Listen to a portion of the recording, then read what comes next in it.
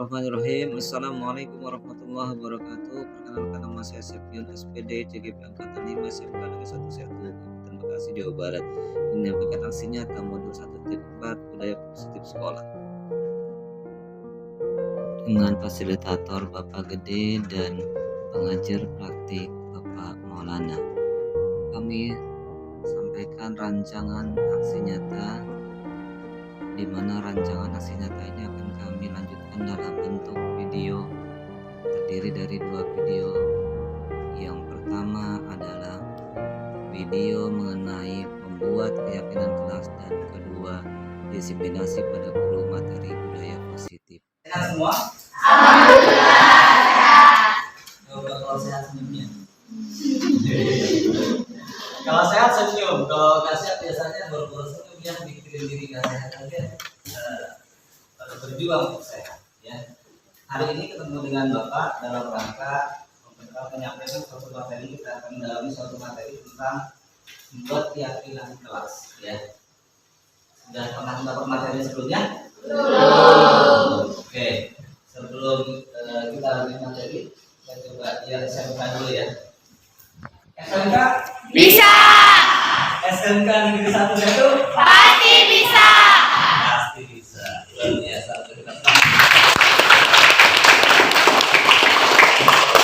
Jadi materi tentang keyakinan kelas ini adalah materi yang sangat bagus disampaikan di awal tahun ajaran.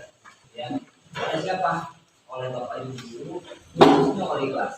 Ya, hanya memang karena materi ini belum banyak guru yang mempelajari, jadi belum bisa disampaikan. Tapi tidak apa, pada kesempatan ini Bapak menyampaikan mewakili wali kelas kami. Wali kelas siapa? Durasi. Oke, jadi tujuannya membuat keyakinan kelas itu apa? Di sini saya akan menjadikan kelas yang kompak dan bahagia. Ya, jadi kamu berada di kelas 12 ini berapa bulan lagi? 6 bulan lagi. Itu waktu yang singkat dan juga ada waktu yang mengatakan panjang, tergantung masing-masing. Ya, betul nggak? Betul. Ya. Oke, selanjutnya kita bicara tentang keyakinan kelas. Ini materi inti kita hari. Ya. Di kelas itu sering ada peraturan, betul tidak? Betul. Contohnya satu, harus tiket. Kalau tidak tiket, satu. Apalagi dua, tidak boleh makan di kelas. Kalau makan, ada konsekuensinya. Jadi peraturan itu ada dimanapun, ya, peraturan ada. Selama kita hidup itu nggak lepas dari peraturan dan aturan-aturan. Di rumah kamu aman nggak dari aturan? Di rumah ada aturan. Kapan kamu harus beres-beres, kapan kamu boleh keluar rumah, balik lagi, ada aturan. Begitu juga dengan di kelas ini. Maka dari itu aturan itu menjadi satu bagian mobil. Ya, hanya saja pada kesempatan ini kita akan mendalami bukan peraturannya, tetapi keyakinan kelas. Ya, nah ini berbeda dengan peraturan. Ya, oke. Pertanyaan pertama nih, mengapa kita memiliki peraturan tentang penggunaan helm pada saat mengendarai kendaraan roda dua motor? Apakah pada saat kita menggunakan helm itu takut karena polisi? Bisa jadi. Ayo. Kamu menggunakan helm itu takut karena polisi, takut kena tilang, takut kena sanksi denda segala macam, takut ribet lah, ya. Atau kamu menyadari bahwa helm itu penting untuk diri kamu untuk keselamatan? Semuanya. Ayo. Semuanya. Polisi. Betul. Seharusnya kamu sadar betul bahwa helm itu kenapa diciptakan? Kenapa? Karena kepala kita ini adalah aset yang tak ternilai harganya. Kebanyakan kita itu takut dengan peraturan, bukan adanya kesadaran diri. Kemudian yang kedua, pada saat pandemi, ya, kamu menggunakan masker dan cuci tangan setiap hari. Itu kenapa? Ya, kenapa? Karena takut kena virus. Iya. Apa karena ini kewajiban di sekolah? Kewajiban. Ya, Tapi kalau orang yang sadar dan paham, dia akan mengatakan pada dirinya, saya kenapa pakai masker? Karena kesehatan. Bapak nggak pakai masker karena pandeminya sudah nggak ada.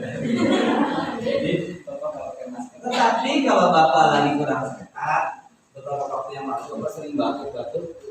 Jadi baru kalau misalnya bapak batuk terus-terusan sebelum masuk pakai masker. Menjaga keselamatan diri dan orang lain. Tujuannya seperti itu. Ya, bukan gaya-gaya di masker yang tadi ya. Kemudian dari ini kan ada yang orang takut, orang merasa melakukan sesuatu karena ada faktor dari luar. Nah, ternyata kalau keyakinan itu secara internal dari kita sendiri. Maka dari itu, kalau di sini di keyakinan keras adalah didefinisikan pihak kita adalah sebagai apa? Dari barang-barang Sebuah nilai-nilai yang menjadi panduan perilaku kelas disepakati dan dilaksanakan seluruh warga kelas, siswa dan guru. Nah, jadi ini sekumpulan nilai-nilai dibuat oleh siapa? Siswa dan guru. Dijalankan oleh siapa? Siswa dan guru. Misalnya sederhana, ya, mengerjakan latihan soal, mengerjakan soal ulangan itu mandiri, misalnya. Ada kesepakatan misalnya. Nah, itu semua menjalankan. Dan bapak ibu guru yang memberikan soal pun akan melatih, mengajarkan, mendidik supaya kamu menjadi mandiri dalam mengerjakan soal. Jadi guru pun berperan bagaimana menjalankan dan mensukseskan keyakinan kelas yang dibuat. Ya, jadi ini dibuat tidak oleh satu dua orang. Mentang-mentang menjadi ketua kelas, saya buat peraturan kelas. Semua harus jalan, tidak bisa seperti itu. Tetapi harus dimusyawarahkan, harus diskusikan. Semua sepakat baru itu menjadi keyakinan kelas. Ya, tidak ada kalau menjadi peraturan yang keyakinan. Ya. Nah, perbedaan peraturan dan keyakinan kelas atau peraturan kelas dan keyakinan kelas. Nih, ada pernyataan seperti ini. Selalu kembalikan buku ke tempatnya, ya. Itu bahasa peraturan. Nah, bahasa untuk keyakinan kelas adalah Tanggung jawab. jadi lebih singkat, tidak terlalu panjang, ya. Kemudian yang kedua, dilarang mengganggu orang lain. Bahasa keyakinan kelasnya adalah Menghormati orang lain. ya. Jadi bahasa-bahasa larangan biasanya gitu ya. Dan dilarang mencontek, dilarang. Atau kalau kita masuk suatu tempat dan dilarang masuk bagi yang tidak berkepentingan. Betul ya? Betul. Bapak pernah dapat bahasa yang lebih positif. Jadi kalau keyakinan kelas itu bahasanya positif. Tidak berupa larangan-larangan. Larangan itu negatif kan? Dilarang gitu ya. Nah, dilarang masuk bagi yang tidak berkepentingan. Ya sering digubah gitu. Iya. Tapi bapak pernah jumpai di pesantren Darul Hadis Bandung itu, ini bahasanya berbeda. Silakan masuk bagi yang berkepentingan. Dari dua kata itu mana yang lebih enak didengar? Silakan. Yang kedua ya. Ya. Yang satu dilarang masuk bagi yang tidak berkepentingan. Yang satunya lagi silakan masuk bagi yang berkepentingan. Yang satu bahasanya negatif, yang satunya bahasa Positif. kita lebih cenderung suka dengan bahasa yang positif. Positif.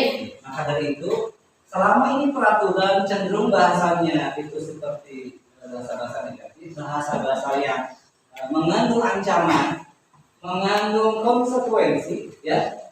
Kalau tidak dilakukan akan begini segala macam. Bapak tunjukkan saya ada peraturan kelas ini buat bukan kelas ini. Ada salah kelas. Itu bahasanya kalau misalnya membuang sampah sembarangan itu ada sanksi 10 kali. Ya, kayak 10.000 ya maksudnya. Ya, 10 kali. Jadi salahnya bukan dengan uang berarti. Jadi melanggar sanksinya uang, melanggar sanksinya uang. Bapak tanya wali kelasnya, apakah ini sudah disepakati? Belum. Bapak masih membuat, harus dilaksanakan. Kira-kira warga kelas itu mau melaksanakan atau tidak? Tidak. Akan, karena itu hanya untuk dirinya sendiri memaksakan pada orang lain. Ya, paham? Paham. Lanjut. Nah, bagaimana membentuk keyakinan kelas? Nanti Bapak akan bagi kelompok, misalnya kelompok Ya,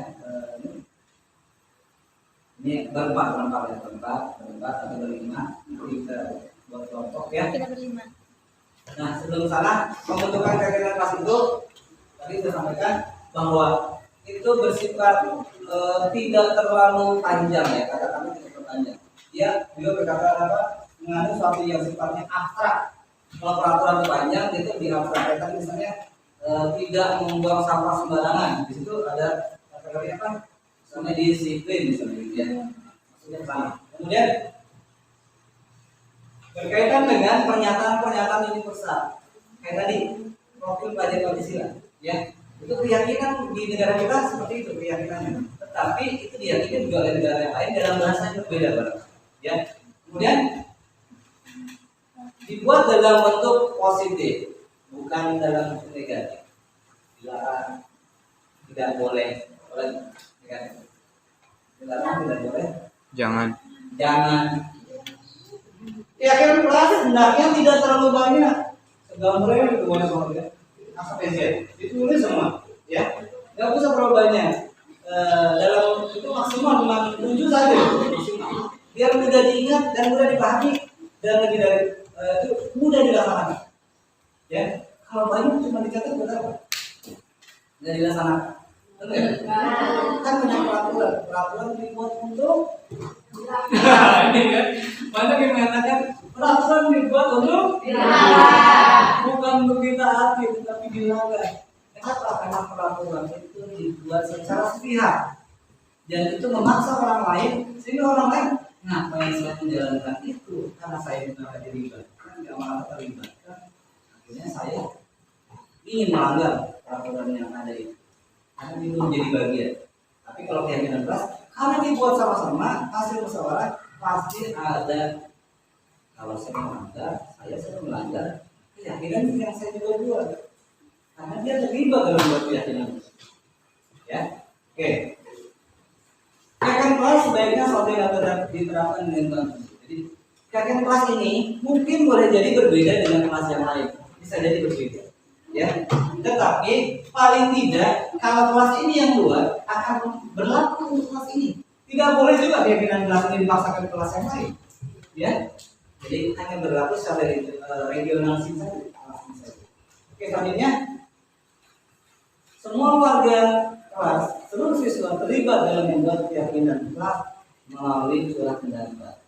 Ya, kemudian selanjutnya bersedia meninjau kembali keyakinan kelas dari waktu ke waktu. Jadi ini kan kamu punya waktu bersama 6 bulan. Tiba-tiba dalam perjalanan 3 bulan kamu kemudian merasa ada yang kurang pas, bicarakan lagi buat keyakinan kelas itu memperbaiki keyakinan kelas yang kamu rasa itu sudah tidak sesuai. Bisa boleh seperti itu.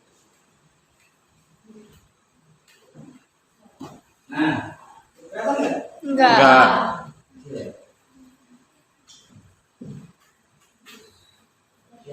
Jelas? Oke, yang makannya bagus. Dari di sini jelas ya? Enggak, Pak. Kurang kalau dilakuin ya. Oke. Oke, jadi intinya tadi Bapak sudah sampaikan, ya. Bahasanya harus positif, ya, nggak boleh bahasa yang negatif. Jangan berlari di kelas atau di koridor. Bahasanya menjadi perjalanan di kelas atau di koridor. Jadi bahasa kelas yang positif. Oke. Jadi sini 7 atau 3 sampai 7. Jadi maksimal 7 minimal 3 ya pernyataan itu. Nanti apa yang sudah dibuat tempel di dinding sini. Ya. Dan ini diingat baik-baik menjadi keyakinan kelas ini yang sama-sama kita uji. Kalau ada yang melanggar terhadap keyakinan tinggal diingatkan. Kayaknya oh iya. Nah, coba kayaknya kamu melanggar ini deh keyakinan kelas yang kita buat. Keyakinan kelas yang sudah kita buat. Artinya melibatkan. Oke, paham? Paham. Nah, Bapak akan bagikan ini. Ya. Stick notes. Ya. Bapak cari yang lebih besar tidak ada. Bapak punya ukuran ini. Sebelum ke sekolah. Fotokopian dulu. Ada yang lebih gede kan bang? Ini maksimal Pak. Jadi zoom ini. Oke, dibagi ini Bapak kelompok ini bergabung boleh bertiga ini. Teman satu tidak. Bapak bagikan nomor kelompok dua saja. Jadi dua ini nanti ditulis oleh dua keyakinan kelompok kalian. Jadi nanti akan kita diskusikan. Dua saja, satunya lagi, dua lagi, ya. Kemudian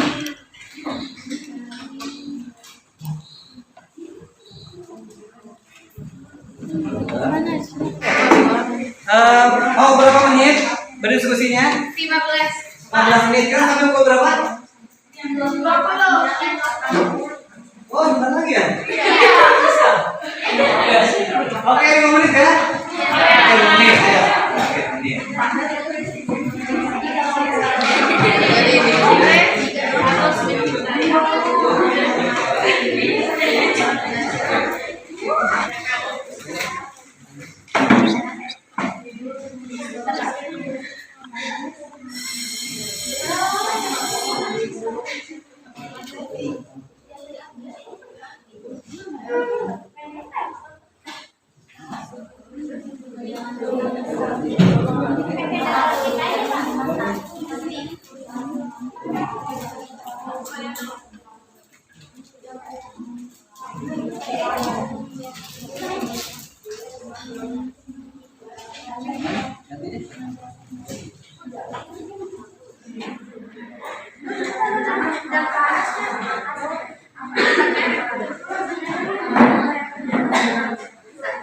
Coba bahas ya, satu ya. Nanti kalau yang sama jadi gabungan. Ya. Yang pertama menghormati teman sekelas ketika belajar. Yang kedua menghormati guru yang sedang menerangkan pelajaran. Oke, yang satu menghormati teman, satu menghormati guru. Boleh dicatat, jadi dicatat itu. Yang bagus bisa siapa?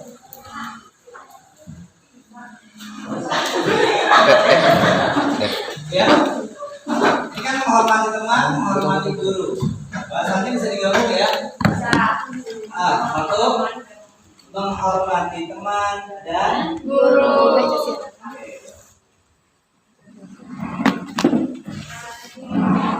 yang kedua di sini menghormati kepribadian teman, melaksanakan tanggung jawab. Ini masih sama ya, menghormati teman ya. Itu enggak? Gabung berarti. Cuma ada yang berbeda. Melaksanakan tanggung jawab. Oke. Kemudian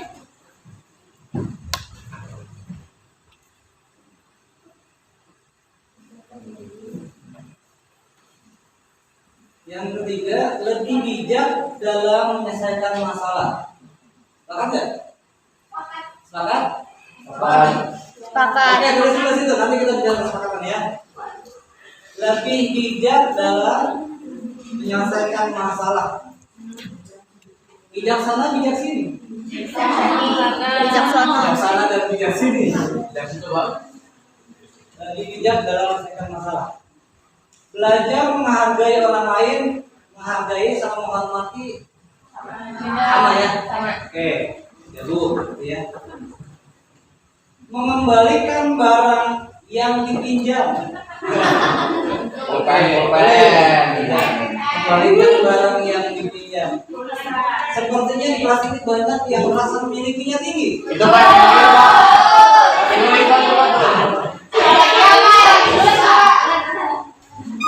Mengembalikan barang yang dipinjam.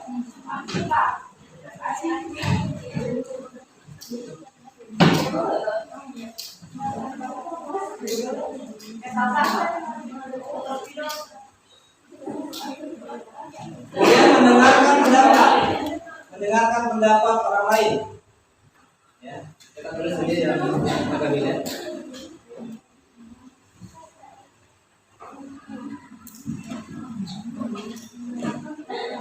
Ya, orang lain. Kemudian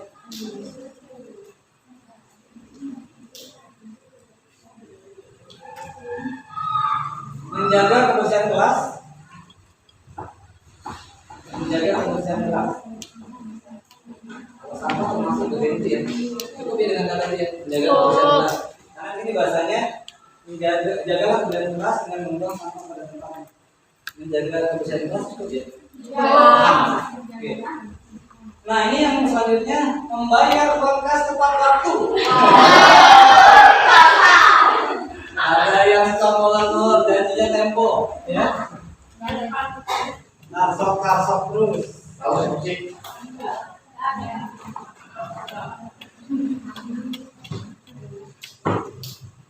Disiplin datang tepat waktu ya, datang tepat waktu. Datang tepat waktu. Ya, itu disiplin berarti ya.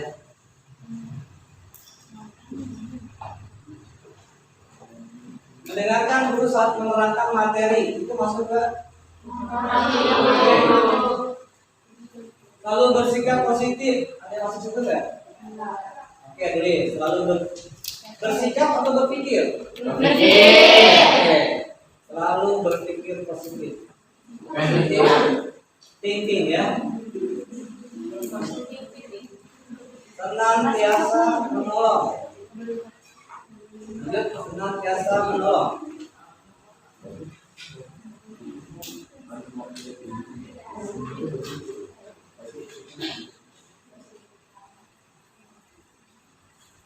Oke. Kalau setiap murid wajib menaati peraturan yang sudah dibuat, ini peraturan apa ya? Kewajiban. Maksudnya mana? Oke, tanggung jawab. Jika belum menghargai orang lain, maka sebaiknya hargai diri sendiri terlebih dahulu. Nanti ya. Fokus belajar, mengerjakan tugas tepat waktu. Maksudnya mana? Tanggung jawab. Menghargai guru. Oke, dah. Ini terima kasih. Oke, kita bahas dari 10 ini mana yang kira-kira mau diambil 7. Ya. Menghormati teman dan guru mau diambil? Mau. Oke. Melaksanakan tanggung jawab? Amin. Bagus ya. Lebih bijak dalam menyelesaikan masalah? Iya.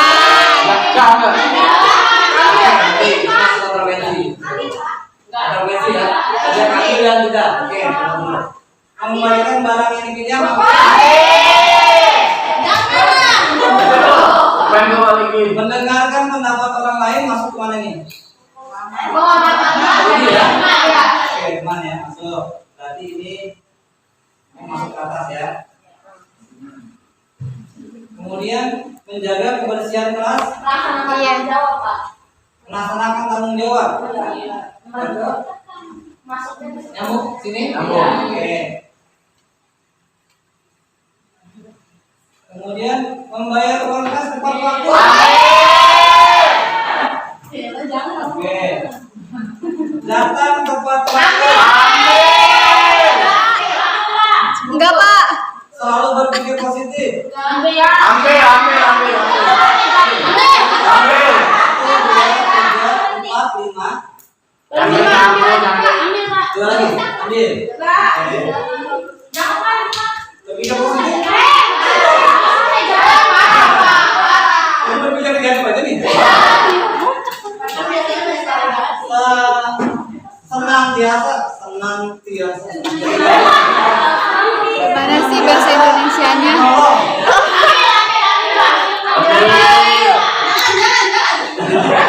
Oke, ini berarti jadi poin nomor 1 ya. Poin nomor 2, poin nomor 3, 5.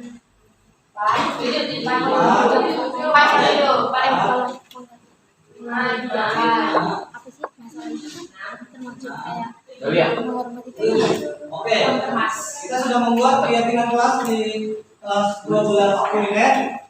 Kita baca satu ya. Yang pertama adalah menghormati teman dan guru. Yang kedua, melaksanakan tanggung jawab. Yang ketiga, mengembalikan barang yang dipinjam. Membayar uang kas tepat waktu. Datang tepat waktu. Selalu berpikir positif. Senantiasa menolong.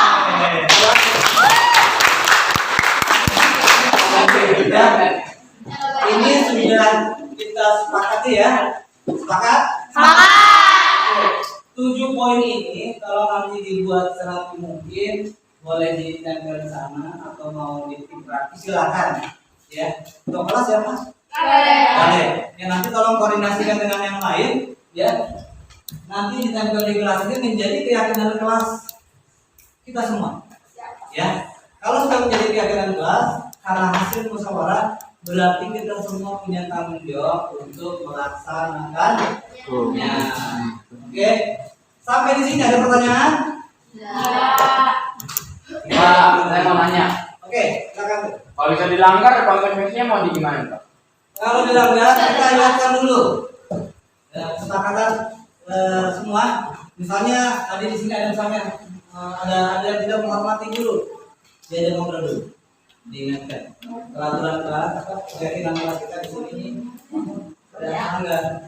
Ya, kalau tidak diulangi lagi itu perlu diingatkan karena keyakinan kelas ini nggak bisa langsung 100% berjalan. Ya. Butuh proses, butuh ada orang-orang yang mau mengawal, mau mengingatkan, tapi juga semua juga ada keinginan untuk melaksanakan. Ya, jadi keyakinan kelas ini diusahakan untuk dijalankan. Kalau tidak 100%, 90%. Kalau tidak 90%, ya 80%. Jangan 50%. Ya, jadi coba ini nanti dirapikan, dicatat dengan baik. Mudah-mudahan keyakinan kelas ini menjadi jalan kebaikan buat kelas ini menjadi kelas yang kompak dan Baik. Ya. Amin. Ada pertanyaan lain? Saya Pak. Oke, silakan. Kadang kan kalau kita ngasih tahu nih, ngasih taunya, tapi kadang yang dikasih tahu tuh lebih galakan yang galakan dia gitu. Jadi ngasih taunya juga males karena lebih galak dia. Ya. Gini, memang dari semua itu ada yang mungkin tidak bisa diingatkan. Ada ya dasarnya gitu ya. Nah, ini dari semua itu kan satu kelas ini barangkali ada yang punya kewenangan lebih. Untuk kelas barangkali galak yang berperan mengingatkan. Kalau belum bisa juga minta bantuan. Wali kelas ya. Wali kelas ya. Saya kira ini mah kelas Bapak pengalaman megang 2 tahun 14 kuliner itu selalu bisa dikondisikan. Dan apa yakin kelas ini juga bisa menjelaskan yang kompak dan ya. Jadi kamu selalu berpikir kalau saya melakukan ini kebaikan ini untuk siapa? Saya dan teman saya. Kelas kita seperti itu. Ya. Kalau saya melakukan itu tidak kebaikan merugikan diri saya dan juga kelas. Jadi 6 bulan ke depan ya 6 bulan ke depan keyakinan pasti kalau dijalankan insya Allah kamu keluar dari SMK ini lulus 10 tahun kemudian 5 tahun kemudian kamu akan rindu dengan kelas ini kelas yang kompak dan kenapa? Karena keyakinan kelas dijalankan kalau tidak bisa dijalankan bisa komunikasi ke wali kelas bisa komunikasi ke Bapak karena Bapak menjadi bagian untuk menjalankan keyakinan kelas ini maka terima kasih sudah bersama dengan Bapak hari ini di pagi ini. Mudah-mudahan silaturahmi kita tetap terjaga. Amin. Sudah tutup ternyata. Kita tutup pertemuan ini dengan baca hamdalah bersama-sama. Alhamdulillah. Bila satu hidayah. Wassalamualaikum warahmatullahi wabarakatuh. Waalaikumsalam warahmatullahi wabarakatuh.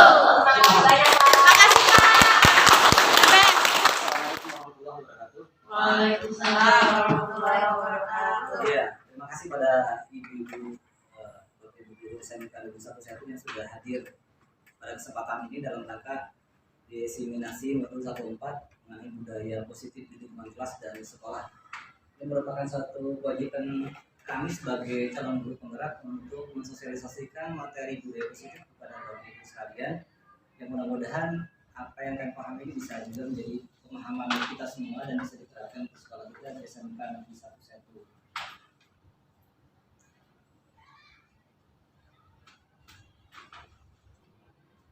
Tujuan dari diadakannya diseminasi ini adalah pertama ya, agar kita semua memahami konsep pendidikan menurut Ki Hajar Dewantara yang dihubungkan dengan konsep budaya dan lingkungan positif di sekolah yang berpihak pada murid.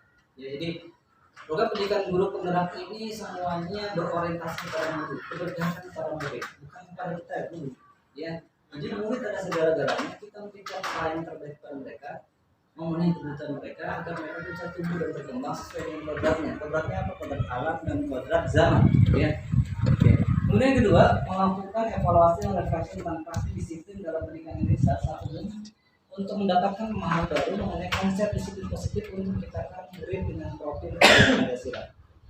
Ya, mungkin selama ini sudah menjalankan kegiatan disiplin, tapi apakah disiplin kita selama ini disiplin yang positif buat siswa kita atau belum? Ini makanya kita akan coba bahas, jadi mengevaluasi dan melakukan refleksi di kesempatan ini. Kemudian yang ketiga adalah memahami peran sebagai guru untuk membangun budaya positif dengan menerapkan konsep disiplin positif dalam berinteraksi dengan murid. Jadi kewajiban kita bukan hanya sekedar mengevaluasi, merefleksi, tapi juga membangun budaya positif mulai dari lingkungan kelas dan nanti ke lingkungan sekolah secara lebih luas. Ya, ini ada 3 tujuan yang diharapkan dalam pertemuan ini. Oke, ini ada pepatah atau peribahasa atau apa ya namanya? Kata-kata lah ya, kata-kata dari yang Jawa Utara. Ada orang Jawa di sini bisa membaca ya, bantu baca. Saya agak susah bacanya nih, ya. Kita baca bahasa Indonesia saja ya. Jadi merdeka itu tidak hanya terlepas dari perintah, akan tapi juga cakap kuat memerintah diri sendiri. Apa yang bisa dipahami?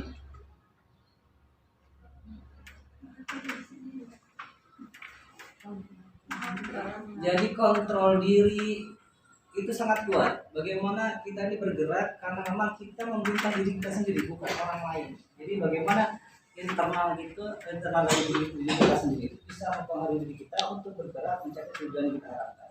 Ya, jadi bukan karena orang lain. Kalau merdeka itu bukan berarti karena diperintah baru berjalan, diminta baru bergerak, tetapi bergerak dan berjalan itu sesuai dengan kebutuhan kita, kesadaran diri kita untuk bergerak untuk mencapai tujuan. Jadi ya diharapkan oleh kajian Dewan sebagai tokoh pendidikan di negeri kita. Nah, selanjutnya apa itu budaya positif? Budaya positif adalah merupakan nilai-nilai, ya, keyakinan dan kebiasaan-kebiasaan di sekolah yang berpihak pada siswa agar siswa dapat tumbuh dan berkembang menjadi pribadi yang bertanggung jawab, kritis dan penuh hormat. Ya, di sini adalah siswa, bicara tentang siswa. Di mana peran guru?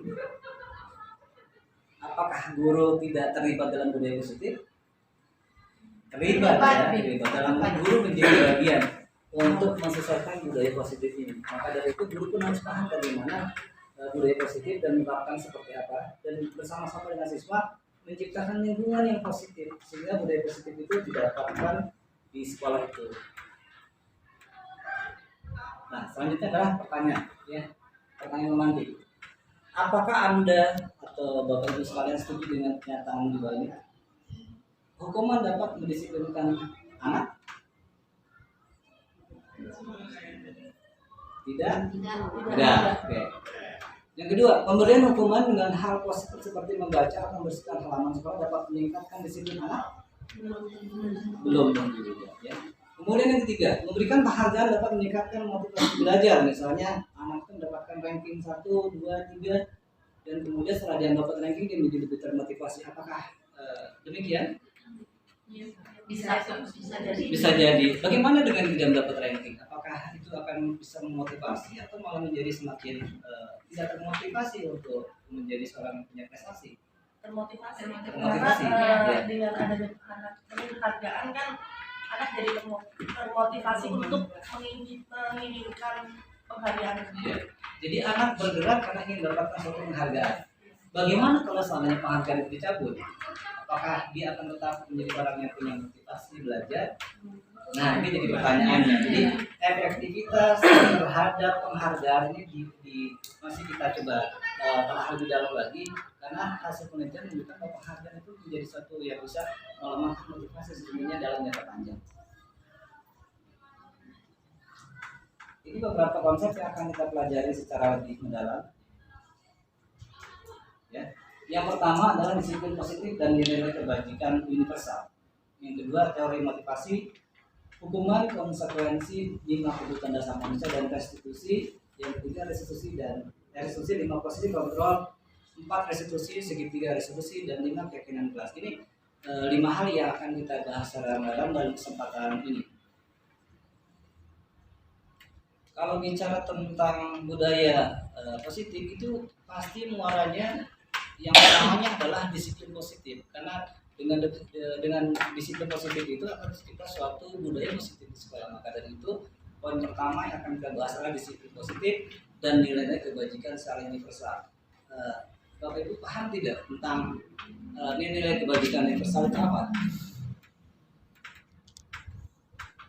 Bahwa setiap tempat, setiap daerah, bahkan setiap negara itu pasti ada nilai-nilai yang diyakini dan dianut, ya. Walaupun dengan bahasa yang berbeda, sesungguhnya bisa jadi itu mengandung suatu makna yang sama. Contoh saja, misalnya saja, di kita sangat meyakini nilai kebajikan sepertinya gotong royong misalnya, ya. Di negara yang lain gotong royong pun mungkin sama, tapi dengan bahasa mungkin bukan gotong royong, tetapi nilai kebajikan itu berlaku secara universal bahwa gotong royong itu adalah satu nilai kebajikan yang dimanapun berada itu diperlukan sesungguhnya, ya. Nah, terkait dengan disiplin positif dan nilai kebajikan universal ini kita coba bergerak dari perubahan paradigma. Di sini ada suatu simulasi, ya. Sekalian ada simulasi. Jadi Bapak Ibu silakan menulis sesuatu di sebuah kertas kemudian simpan di tangan. Bu Nina boleh bantu sama Bu Fitri, ya. Menulis sesuatu yang sangat berharga dalam hidup Bu Nina, apakah itu keuangan, keluarga, karir, segala macam, sesuatu yang sangat berharga, ya.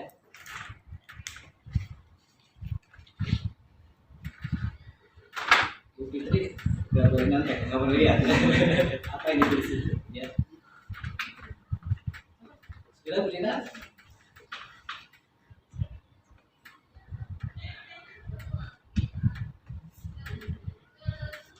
Oke, disobek, kemudian disimpan dalam tangan, dikepalkan, ya.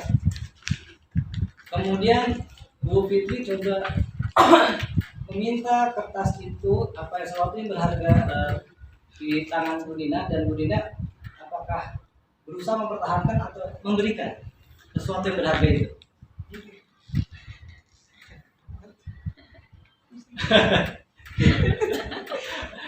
Oke, susah ya? Susah. Boleh tahu apa yang ditulis Bu Nina? Namanya suami. Keluarga. Ya, keluarga satu sangat penting gitu. Ya. Gak boleh itu diganggu oleh orang lain. Maka dari itu sesuatu yang sangat berharga pasti kita pertahankan, ya. Keluarga, kemudian kekayaan kita, apa yang kita miliki, sesuatu yang kita pertahankan. Anak itu kita pertahankan, jangan sampai itu diambil oleh orang, ya. Nah, walaupun tadi ada orang yang merayu segala macam, kemudian memaksa dengan kekerasan, tetapi tetap karena sesuatu yang sangat berharga itu perlu dipertahankan, ya. Begitulah nilai-nilai kebajikan harus kita pertahankan dalam kehidupan kita.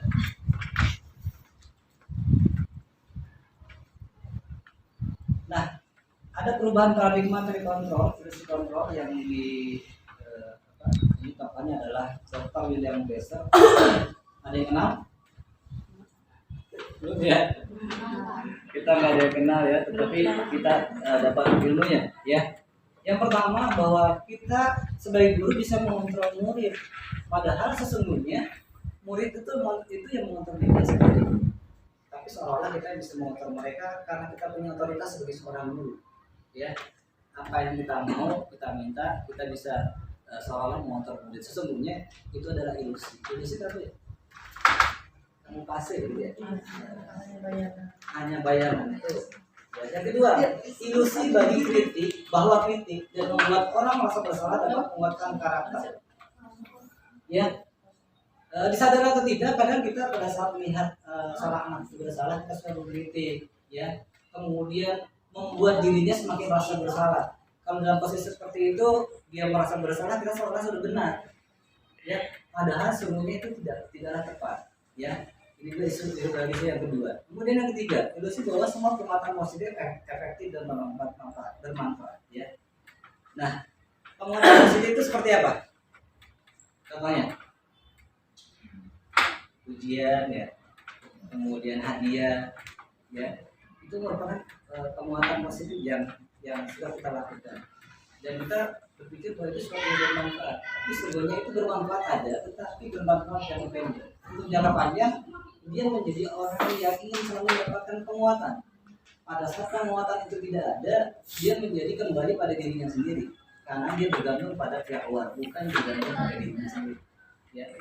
Kemudian bahwa orang dewasa melihat untuk memaksa. Kita sebagai guru, orang dewasa, kemudian kita sebagai orang tua, sebagai orang dewasa, itu seolah-olah menjadi orang yang paling berkuasa untuk memaksa anak melakukan sesuatu sesuai dengan kita harapkan, bukan sesuai dengan kebutuhan anak. Ya, disadari atau tidak, kita di sekolah atau di rumah kita menjadi orang yang punya otoritas. Memang punya otoritas, tapi otoritas kita miliki itu kadang-kadang kebablasan, tidak memperhatikan hak anak dalam hal ini. Ya. Oke, perubahan paradigma stimulus respon dari kontrol ya, siapa yang sering dikontrol? Ya, ada teknik stimulus respon. Yang pertama, kita mencoba mengubah orang agar berpandangan sama dengan diri kita. Ya, kita sering kita berusaha bahwa apa yang kita yakini, apa yang kita percaya itu kita tularkan pada orang lain, ya, agar dia itu berubah sama berpandangan dengan diri kita. Ya. Nah, padahal setiap orang itu mempunyai pandangan yang berbeda, ya. Jadi kita nggak bisa memaksa orang harus sama dengan pandangan diri kita, karena setiap orang punya pandangan yang berbeda tentang dunia. Ya.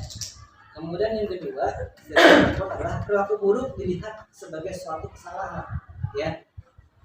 Kalau kita melihat anak yang terlambat datang ke sekolah, apa yang pertama kali kita pikirkan?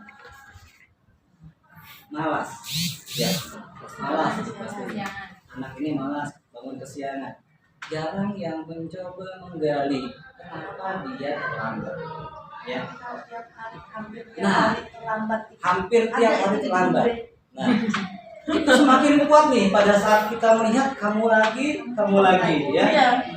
Kamu lagi. Itu semakin kuat kita. Kadang-kadang kita nggak mau nanya lagi, kenapa? Sudah kuat keyakinan kita bahwa dia itu anak malas. Padahal kalau kita punya waktu sebentar saja untuk menggali, barangkali ada empati yang muncul dari diri kita yang bisa menyentuh dia dan dia bisa berubah karena kita punya empati memahami apa yang menjadi penyebab dia terlambat. Yang kita lihat masalahnya bukan akar permasalahannya, ya. Itu yang sering kita lakukan. Orang lain bisa mengontrol saya, tadi sudah dibuktikan bahwa bukan orang lain yang mengontrol saya, tetapi diri kita sendiri yang mengontrol. Ya. Saya bisa mengontrol orang lain, kebalikannya. Kemudian pemaksaan ada pada satu bujukan gagal. Pada saat gagal membujuk, kita paksa. Jadi kamu kan bisa, kamu ini. Pada saat kita merayu nggak bisa, langsung otoritas kita dimunculkan. Bagaimana dia mau berbuat seperti yang kita mau? Ya. Kemudian model berpikir menang kalah. Jadi saya harus menang sebagai orang dewasa, saya sebagai guru harus menang, tidak berpikir menang-menang atau win-win solution. Ya. Harusnya tidak ada yang dimenangkan, ya, tidak ada yang dikalahkan. Harusnya semua harus menang karena kita sebagai guru harus mengangkat derajat murid dan murid pun harus mengangkat derajat guru. Saling berusaha untuk menempatkan pada posisi menang dan menang. Selanjutnya kita masuk ke makna disiplin. Ya, disiplin itu adalah membuat orang lain menggali potensinya menuju suatu tujuan apa yang dia hargai. Ya. Jadi ini ada kesadaran diri, bukan karena paksa. Ya. Nah, namun di budaya kita dan sehari-hari mungkin kita jumpai atau barangkali juga kita melakukan bahwa disiplin telah berubah menjadi suatu yang dilakukan sama orang lain untuk mendapatkan kepatuhan. Ya, biar nurut. Ya. Apapun bentuknya, apakah itu dipaksa, dirayu, ya, yang jelas tujuannya adalah agar patuh, ya. Nah, jadi masyarakat pada umumnya dan kita juga pada umumnya suka berpikir bahwa disiplin itu akan terkait dengan ketidaknyamanan, ya, karena dipaksa, ya. Mudah-mudahan dipaksa jadi paksa rela, gitu. Bukan suka rela, ya, dipaksa suka rela, gitu ya. Padahal namanya dipaksa, serela-relanya juga tidak rela. Jadi ini yang harus kita perbaiki bahwa apa yang kita minta dalam bentuk disiplin untuk diri kita dan orang lain adalah dalam rangka menggali potensi dan mencapai tujuan dan apa yang kita hargai sesungguhnya. Ya. Nah, ini nilai kebajikan universal. Jadi di awal sudah menyampaikan bahwa nilai kebajikan itu terjadi ada di mana saja, ya, termasuk di kita sendiri. Nah, dalam dunia pendidikan kita saat ini ramai sekali disampaikan tentang profil pelajar Pancasila. Ada 5. Yang pertama, beriman, bertakwa kepada Tuhan Yang Maha Esa dan berakhlak mulia. Ya. Kemudian yang kedua, mandiri, berakhlak kritis, berkebinekaan global, bergotong royong dan kreatif. Ya. Poin pertama, bertakwa, beriman dan bertakwa adalah Tuhan Yang Maha Esa dan berakhlak mulia. Ini poin pertama. Negara kita bukan negara agama, tetapi negara kita ini mayoritas beragama. Ya. Walaupun tidak bisa dikatakan 100% karena mungkin di situ ada yang mungkin tidak beragama, tetapi bisa dikatakan 95% adalah masyarakat beragama. Maka dari itu, profil pelajar Pancasila, anak yang kita harapkan tumbuh dan berkembang itu adalah memiliki keimanan, ketakwaan, ketuhanan Tuhan Maha Esa dan berakhlak mulia. Ya. Dua kata ini ada pertanyaan dan dirinya sebenarnya. Apakah beriman bertakwa kepada Tuhan Yang Maha Esa tidak cukup, perlu ditambahkan dengan berakhlak mulia? Ya. Jadi apakah beriman bertakwa kepada Tuhan Yang Maha Esa ini tidak bisa mewakili bahwa orang sudah beriman bertakwa kepada Tuhan Yang Maha Esa ini seolah-olah tidak berakhlak mulia gitu? Ada pertanyaan kritis dari saya. Ya. Tapi mungkin ada alasan tersendiri bagi orang-orang yang berpikir di sini, kepentingan di sini untuk menambahkan kata dan berakhlak mulia. Ya. Karena biasanya selama ini beriman bertakwa dan Tuhan Yang Maha Esa itu berdiri sendiri. Ya. Baru kali ini ada penambahan. Apakah ini penguatan saja bagaimana? Saya tidak paham. Yang jelas ada pertanyaan saya pribadi. Oke, ada kasus beriman bertakwa pada Tuhan Yang Maha Esa tapi tidak berakhlak mulia. Berarti beriman dan bertakwanya dipertanyakan. Itu belum bertakwa. Iya. Artinya dia baru di masjid, di musola beriman, pada saat keluar dari itu imannya ditinggalkan di masjid. Ya. Ini menjadi tanggung jawab kita semua untuk bagaimana nilai kebajikan yang diyakini kita, yaitu profil pelajar Pancasila bisa menjadi bagian kita dalam pembelajaran, dalam berinteraksi dengan siswa di sekolah.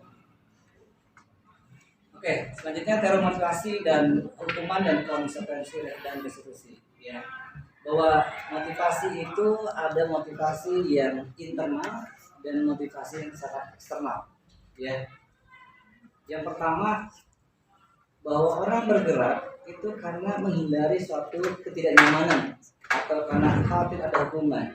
Ini berarti faktor eksternal. Dia bergerak karena ada faktor di luar diri kita. Ya. Kenapa saya datang tepat waktu ke sekolah? Khawatir nanti saya dipotong gaji misalnya. Ya, itu berarti ada faktor eksternal, bukan dari dirinya. Yang kedua, untuk mendapatkan imbalan, ya. Oh iya, kalau nanti saya rajin, nanti dapat penghargaan dan penghargaan itu bernilai buat saya ini luar biasa. Yang terbaik adalah motivasi secara internal. Itu bagaimana apapun yang kita lakukan adalah dalam rangka menghargai diri kita sendiri, bahwa saya bergerak karena memang saya perlu, saya butuh, saya sadar dengan itu, maka itu menjadi bagian kenapa saya bergerak. Nah, inilah tujuan dari disiplin positif, bahwa tidak ada yang memaksa, tidak ada orang lain di luar diri kita yang kita melakukan satu kebaikan dalam hal disiplin positif, tapi karena saya sadar, saya perlu, saya mau. Nah, dari 3 jenis motivasi tersebut, ya, kira-kira mana yang paling banyak mendasari murid-murid kita? Saya balik lagi ya. Ya, apakah karena untuk menghindari hukuman atau ketidaknyamanan, atau untuk mendapatkan imbalan, atau untuk menghargai diri sendiri? Kira-kira anak-anak kita pada umumnya yang mana nih? Menghindari hukuman. Ya, kenapa? Kalau nanti saya tidak tertib, saya nanti suruh push up. Kalau saya tidak melakukan menuruti peraturan sekolah, nanti orang tua saya pasti ribet.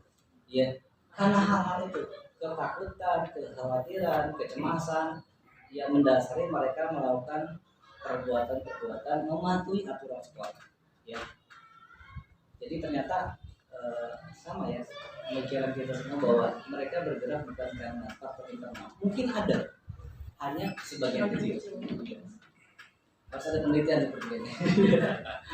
Kira-kira motivasi. Nah, Bapak Ibu sekalian, ini ada refleksi diri, sama-sama dibaca ya dalam hati saja.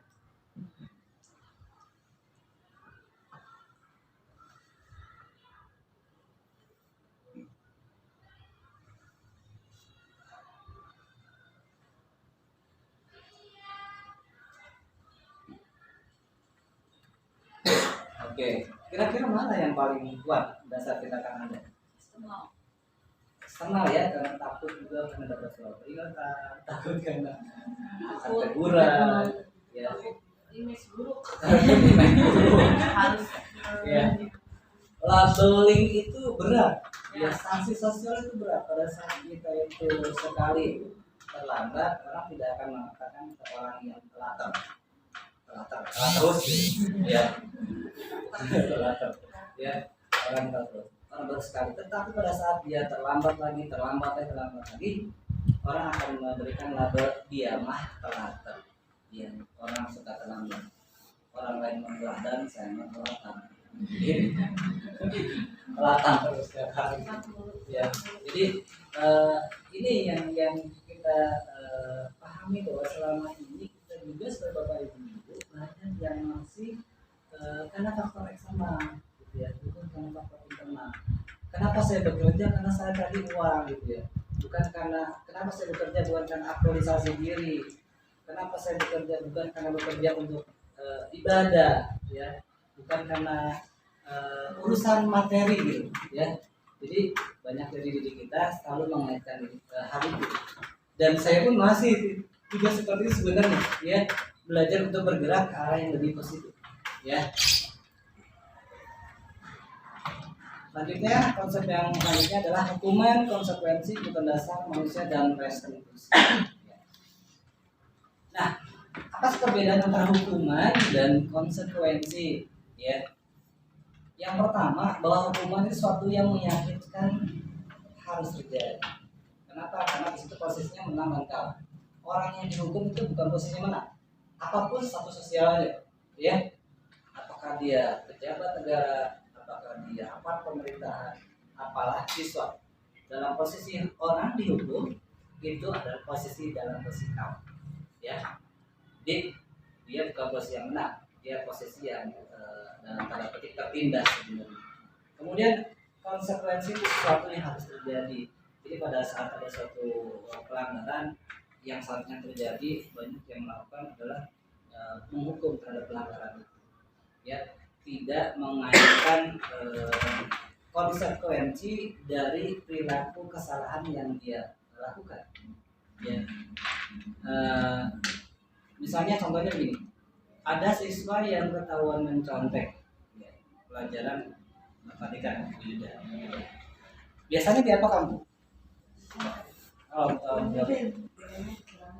Nilainya dikurangi. Itu masuk hukuman atau konsekuensi? Hukuman. Seharusnya kira-kira konsekuensi yang logis apa kira-kira? Mengganti soal, ya, dia mengerjakan di waktu yang berbeda dengan soal yang berbeda, ya.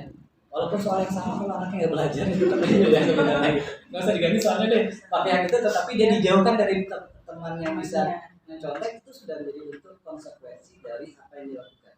Tidak disuruh pusat, tidak suruh lari, tidak ngepel, ya, karena itu tidak ada kaitannya antara perbuatan yang salah yang dilakukan dengan konsekuensi yang dilakukan, ya. Kemudian ini agak banyak, ya, kita baca selanjutnya, ya. Oke, ini contoh, ya, tindakan guru yang dilakukan di banyak sekolah, ya, mencatat 100 kali, ya. Saya tidak akan terlambat ke sekolah, ya. Sampai anak tuh pegal-pegal gini, ya, kamu ngapain? Ya Pak ini. Apakah itu efektif? Tidak seluruhnya. Tetapi itu diyakini oleh banyak pihak itu efektif, ya, membuat jerak, ada efek jerak, atau juga melampiaskan kekesalan bapak ibu guru. Ya kamu nyata 100 gitu, ya. Padahal apakah manfaatnya atau tidak ya, maksudnya guru itu masih bertanya tentang itu ya. Kemudian bersihat murid disuruh tidak mengenakan sepatu seharian di sekolah karena tidak mengenakan sepatu hitam ya, itu kan hukuman juga ya. Jadi seharusnya kalau dia tidak mengenakan sepatu hitam gimana dong kalau ini berubah dari hukuman menjadi konsekuensi? Itu belum dapat saya jawabannya. Nah, kalau pada saat anak tidak menggunakan sepatu hitam, ya bisa aja dia masuk ke kelas dulu, kemudian minta keluarganya mengantarkan sepatu hitam agar dia tetap bisa belajar dengan menggunakan sepatu hitam di sekolah. Ya. Jadi jangan dihukum dengan sesuatu yang tidak sesuai. Ya. Nah, konsekuensi menggantikan kertas teman yang telah dicoret-coret, dia bertanggung jawab dia telah mencoret-coret atas temannya, dia harus menggantikan ya. Nah, ini yang cukup menarik saya ambil, ada 5 sebelumnya yang dihukum oleh penghargaan. Kita meyakini selama ini penghargaan itu adalah sesuatu yang sangat baik, penguatan positif. Namun ternyata hasil penelitian bahwa penghargaan itu menurunkan kualitas. Bahwa kalau diberikan penghargaan, dia akan melakukan sesuatu yang terbaik. Pada saat penghargaan itu tidak ada, dia tidak akan menunjukkan bisa jadi. Ya. Kemudian kedua, penghargaan membangun kreativitas karena itu hanya penghargaan saja gitu. Ya. Jadi, kemudian yang kedua, penghargaan mengurangi motivasi intrinsik. Jadi penghargaan itu motivasi eksternal. Jadi pada saat nggak ada ya udah hilanglah motivasi dalam dirinya. Ya. Maka dari itu penghargaan itu dihukum oleh penghargaan. Bahwa ternyata penghargaan itu suatu hukuman sebenarnya untuk secara personal dari diri kita. Ya, jadi saya pada saat mengikuti pendidikan berpengalaman ini jadi ternyata penghargaan selama ini itu lebih cenderung berdampak hukuman bagi diri pribadi sebenarnya. Walaupun sebenarnya ada juga manfaat orang, tapi secara umum seperti itu. Karena penghargaan itu biasanya tidak mengenai pada semua, hanya sebagian kecil. Sebagian besarnya mungkin terabaikan.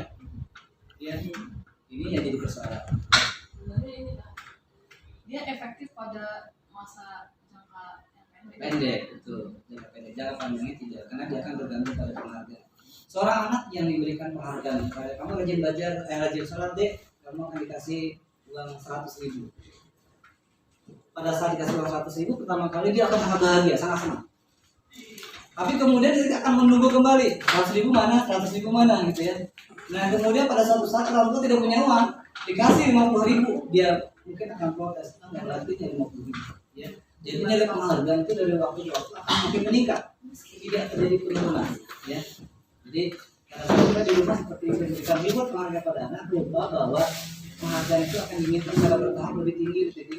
Pada saat hilanglah dia keinginan untuk berbuat kebaikan. Selanjutnya restitusi ya. Ini juga ilmu baru yang saya dapatkan di pendidikan guru penggerak ini, bahwa ada tindakan yang sangat efektif dalam melakukan penerapan disiplin positif di sekolah ya. Apa itu restitusi? Adalah proses penciptaan kondisi bagi murid untuk memperbaiki kesalahan mereka sehingga mereka bisa kembali pada kelompok mereka dengan karakter yang lebih kuat.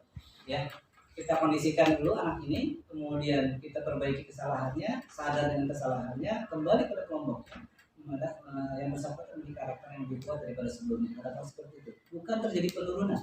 Ya, anak dipanggil, diajak ngobrol, bicara, disalah-salahkan gitu ya, kamu salah. Dia pada saat keluar pergi dari kita, dia semakin tidak percaya diri. Ya, bisa jadi dia down ya, tadi down, dia nggak ada kepercayaan diri. Dan bisa jadi malah semakin jauh dari nilai kebaikan yang seharusnya muncul dari diri dia. Sudah dijudge, sudah dihakimi. Kadang-kadang kita jumpai bahwa kita tidak mendengar alasan apapun. Pokoknya kamu salah. Padahal sebetulnya dia punya hak bicara, hak untuk menyampaikan apa yang dia lakukan, kenapa seperti itu. Ya. Karena kita mau mendengar, pokoknya kamu salah. Nah, ciri-ciri resolusi ada 9. Yang pertama, bukan menebus kesalahan, namun untuk belajar dari kesalahan. Yang kedua, untuk memperbaiki hubungan. Yang ketiga, tawaran bukan paksaan, ya. Jadi tawaran. Kami yang melakukan itu bukan kita, Bapak Ibu guru, tapi mereka, ya. Kita memberikan penawaran A, B, C, dia pilih, gitu ya. Jadi dia menjalankan itu bukan berdasarkan kita yang meminta, tapi berdasarkan tawaran yang kita berikan, kemudian melakukan itu tanpa paksaan, ya. Restitusi menuntun untuk melihat ke dalam diri. Jadi restitusi mengajarkan untuk internalisasi dari anak itu. Kenapa sih saya melakukan hal itu? Apa ada data baiknya? Apakah tidak? Segala macam. Dia berpikir secara internal. Ya. Oke, lanjut ya. Nah, sekarang kebutuhan dasar manusia. Ini banyak teori sebenarnya. Kalau dulu saya di waktu kuliah belajar tentang kebutuhan dasar manusia dari Abraham Maslow. Ya, ada 7 kebutuhan dasar manusia. Ya, yang pertama kebutuhan dasar, makan, sandang, pangan itu kebutuhan dasar. Ya. Nah, kesempatan ini saya dapat lagi informasi tentang kebutuhan dasar manusia dengan jumlah dari sedikit 5. Yang pertama bertahan hidup, kemudian penguasaan, kebebasan, kesenangan, kasih dan rasa diterima. Nah, ini 5 kebutuhan dasar ini menjadi bagian siapapun, baik siswa ataupun bapak ibu guru sekalian, bahwa kita melakukan sesuatu karena adanya keinginan memenuhi kebutuhan dasar. Ya, kenapa saya makan? Kenapa? Karena dia bertahan hidup. Tanpa makan kita nggak akan bertahan hidup. Iya. Gitu. Kemudian kenapa saya nonton film? Karena hiburan itu menyenangkan gitu ya. Itu butuh. Jadi dalam keseharian kita dari waktu ke waktu sebenarnya itu dalam rangka memenuhi kebutuhan 5 kebutuhan. Ya, pada saat seorang anak ingin pada saat seorang anak atau murid itu keluar dari kelas kemudian lama-lama di WC tidak kembali dalam waktu yang kita harapkan 5 menit 10 menit tapi bisa sengaja, ada kebutuhan dasar yang dia ingin dapatkan. Apa itu? Kebebasan. Dia ingin bebas. Aduh, pelajaran pusing di kelas gitu kan. Saya ingin merefresh diri, ingin apa? Istilahnya masalah healing. Jadi dia ingin bebas. Jadi apapun dilakukan oleh siswa, kalau kita paham dengan kebutuhan dasar, oh ternyata memang ada sesuatu yang harus dipenuhi oleh diri kita. Maka dari itu kita berusaha untuk memenuhi itu, gitu. Ya, kebutuhan dasar. Nah, contoh tadi misalnya anak berlama-lama ke WC, kebutuhan dasarnya kebebasan. Apa sebenarnya harus kita lakukan sebenarnya? Kalau pada saat itu adalah pada saat kita belajar, mengajar, ada kebutuhan dia untuk bebas. Ya, boleh, ya. Jadi belajar jangan langsung belajar tapi memberikan sedikit. Ada kebebasan untuk mengekspresikan perasaannya. Dia barangkali perlu tampil, barangkali perlu diminta untuk menyampaikan pendapatnya. Kita terlalu banyak bicara, tidak mendengar pendapat dari anak. Dia tidak bebas mengatakan, akhirnya saya buat apa di kelas ini? Saya butuh keluar aja, karena saya merasa tidak dihargai oleh guru. Ya, maka dia melepaskan kebebasan itu. Kemudian kebebasan itu didapatkan melalui dia keluar dari kelas dan berlama-lama di luar kelas. Nah, selanjutnya adalah ada 5 posisi kontrol, ya. 5 posisi kontrol ini ada, yang pertama adalah penghukum. Bagaimana kita sebagai bapak ibu guru suka membuat anak dalam posisi yang dihukum, ya.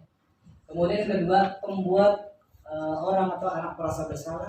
Kemudian guru yang menempatkan dirinya sebagai teman, guru yang sebagai pemantau, dan yang terakhir yang kita harapkan adalah dalam posisi guru menjadi seorang manajer, ya.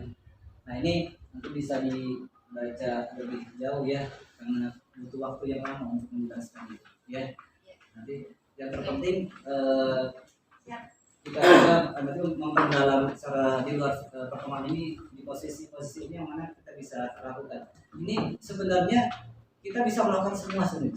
Kita bisa melakukan, tetapi yang lebih banyak porsinya harusnya di posisi manajer, ya. Menghukum itu boleh tidak sih sebenarnya? Boleh, tetapi bukan yang pertama. Hukum itu di akhir, setelah proses-proses yang lain itu dilakukan, tidak ada perubahan seperti di pemerintahan di negara kita. hukum itu terakhir, ya. Walaupun tidak jarang di depan ya. Tapi kalau kita di sekolah, hukuman itu bukan yang utama, tetapi yang keberapanya. Ya. Oke, nah sekarang udah teman-teman sekalian. Kalau ada pernyataan begitu, saya kecewa sekali dengan kamu. Itu kira-kira posisi tadi kan ada pertama penghukum, kedua apa tadi? Balik lagi ya.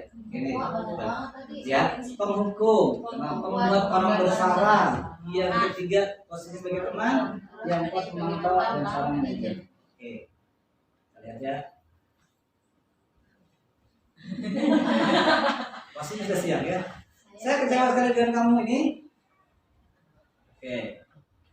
Kamu tidak pernah benar melakukannya. Ayolah lakukan demi ibu bapak. Ini biasanya apa? Ya. Apa kamu mendapatkan stiker bintang hari ini?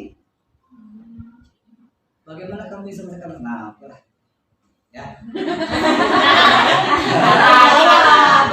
Ya. Saya kecewa sekali dengan kamu itu buat orang merasa bersalah ya. Ya. Kamu tidak pernah melakukan pembuku. Ayolah lakukan demi bapak ibu teman ya. Karena kita suka ingin friendly dengan anak gitu ya. Kadang lupa batasan antara kita guru dengan murid. Akhirnya anak tuh bukan menghormati kita, malah semakin tidak menghormati kita. Gara-gara kita terlalu jauh masuk dalam posisi teman. Ya, sewaktu itu boleh, tapi tidak boleh terlalu jauh. Ya. Seorang manajer. Ya, ini tingkatannya paling rendah adalah pembuatan nomor bersalah dan penghukum. Kemudian posisi teman itu masih kita juga perlukan ya dalam situasi tertentu memantau ya. Jadi dia hanya memberikan pemantauan, penguatan terhadap apa yang dilakukan di sekolah. Kemudian yang selanjutnya manajer dia berusaha menempatkan siswa itu di orang yang punya potensi dan dia sebagai orang manajer itu mengelola potensi itu agar tumbuh dan berkembang ya bersama manajer. Oke, selanjutnya segitiga restitusi ya. Yang pertama dalam segitiga restitusi adalah menstabilkan identitas ya. Jadi kata-kata yang sering muncul ya, kata-kata yang muncul pada saat menstabilkan identitas adalah ini. Setiap orang pasti pernah melakukan kesalahan. Itu untuk menstabilkan identitas dia bahwa oh yang salah itu nggak hanya saya, tapi semua orang itu sangat memungkinkan untuk berbuat kesalahan. Itu pemakzulan ya terhadap perbuatan salah ya. Kamu kan satu-satunya orang yang pernah melakukan ini. Jadi memberikan penguatan kamu satu-satunya ini agar kita masuk kepada dirinya dulu dia ya. Masuk bahwa kenapa dia melakukan satu kesalahan, kita juga memahami kenapa dia melakukan itu. Setelah stabil secara identitasnya, masuk ke validasi kebutuhan ya. Ada ungkapan atau bahasa yang bisa kita sampaikan adalah adakah cara yang lebih efektif untuk mendapatkan apa yang kamu buktikan? Dia melakukan kesalahan misalnya. Kita tanya, apakah yang bisa dilakukan selain hal itu gitu ya? Atau yang kedua, apakah dia punya alasan yang mendasar kenapa melakukan hal itu? Jadi kita menggali informasi dari dia. Kemudian tahap yang ketiga dari segitiga restitusi adalah menanyakan keyakinan. Nilai-nilai apa yang kita sepakati. Nah ini sebenarnya restitusi ini bisa jalan setelah ada keyakinan kelas. Ya keyakinan kelas itu dibuat dulu, baru bisa ada segitiga restitusi. Ya nanti ini saya agak belakang keyakinan kelas karena agak panjang. Ya kemudian bahasa yang bisa disampaikan juga, kamu ingin menjadi orang yang seperti apa? Jadi berpikir secara internal. Apa yang saya kira-kira saya mau jadi apa? Apakah perbuatan yang saya lakukan ini punya konsekuensi untuk masa depan saya atau tidak? Jadi ini sesuatu yang kita harus sampaikan kepada anak kita pada saat anak kita itu melakukan suatu kesalahan dalam belajar dalam proses belajar itu. Ini siswi kelas 12 dengan Elsa ya. Sayang suaranya ini teman terdengar ya, mohon maaf. Pilih YouTube-nya Pak. Ya.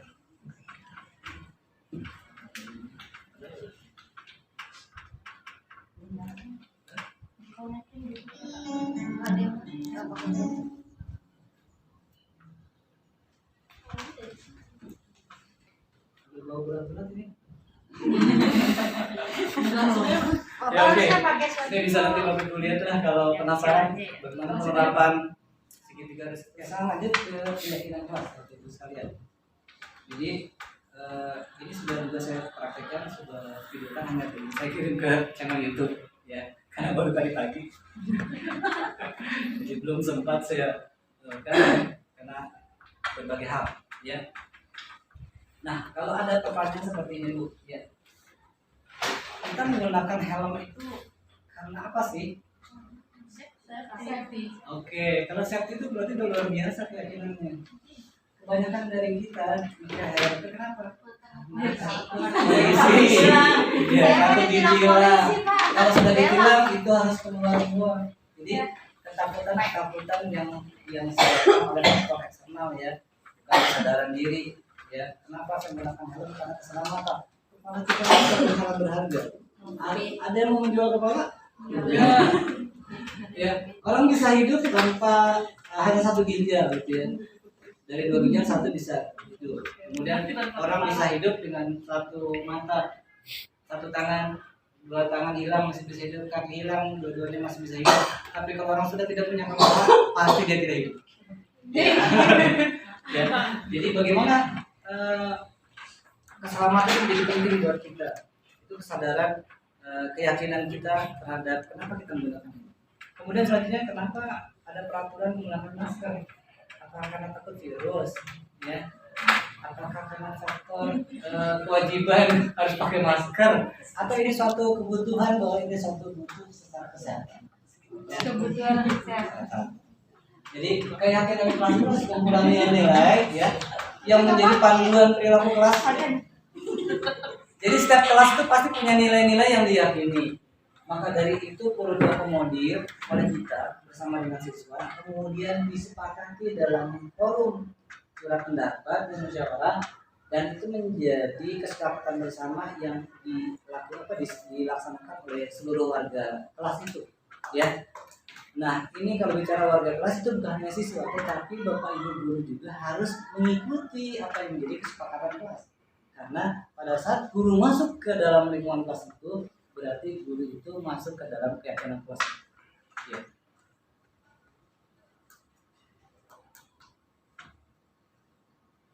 Nah, kenapa tadi ada pertanyaan, kenapa peraturan kelas bukan, kenapa keyakinan kelas, kenapa bukan keyakinan kelas? Kenapa peraturan bukan keyakinan kelas? Ya. Nah, banyak dari peraturan yang dibuat itu bahasanya, narasinya itu mengandung bahasa negatif. Ya. Dilarang.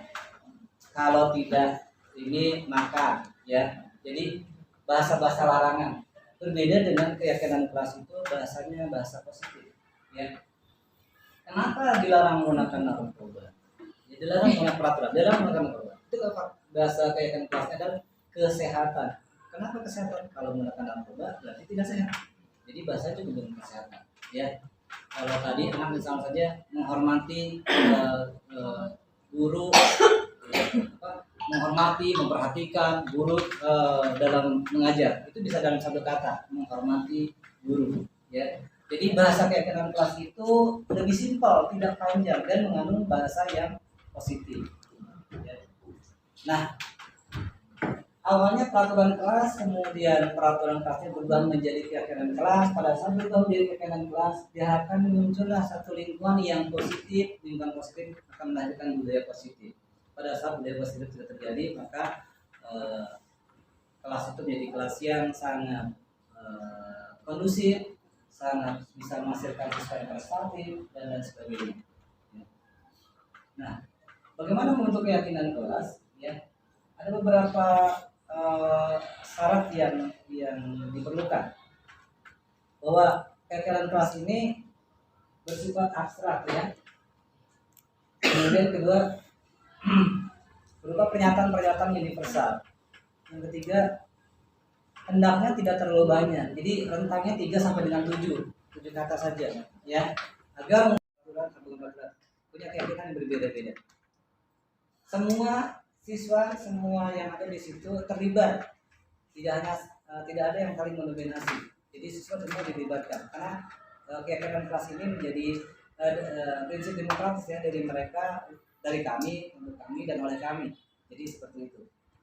Kemudian keyakinan kelas ini bukan berlaku secara seumur hidup gitu ya, misalnya bukan sama di sekolah. Ini bisa berubah ya. Misal saja tadi saya di kelas 12, ini mereka punya kebersamaan di sekolah di kelas seperti ini. Nah, ini kecil banget ya. Jadi secara sederhana begini, kalau tadi saya lakukan adalah pertama anak itu dijelaskan tentang keyakinan kelas. Kemudian contoh-contoh keyakinan kelas seperti apa. Kemudian dibagi kelompok. Kalau tadi saya bagi kelompok, kemudian masing-masing kelompok itu menuliskan dalam sebuah kertas yang akan ditempel itu 1 atau 2 keyakinan yang dia mau. Ya. Kemudian hasilnya ditempel di kertas. Kemudian kita bahas satu per satu, mana yang kira-kira beririsan itu bisa menjadi satu, mana yang berbeda itu menjadi satu keyakinan kelas. Dan itu disampaikan dan disepakati oleh kelas. Sehingga pada saat muncul 7 keyakinan kelas 12 kuliner yang tadi saya katakan tadi hari ini, itu adalah keyakinan kelas yang mereka sudah dari mereka untuk mereka dan oleh mereka, yang mereka harus jaga dan patuhi. Ya.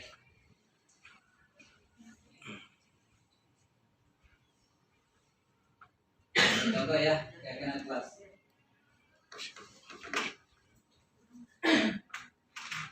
Ada 3 kelas yang berbeda keyakinan kelasnya, ya. Tadi bersikap positif atau berpikir positif. Ada pertanyaan seperti itu. Mana yang diambil? Bersikap positif atau berpikir positif?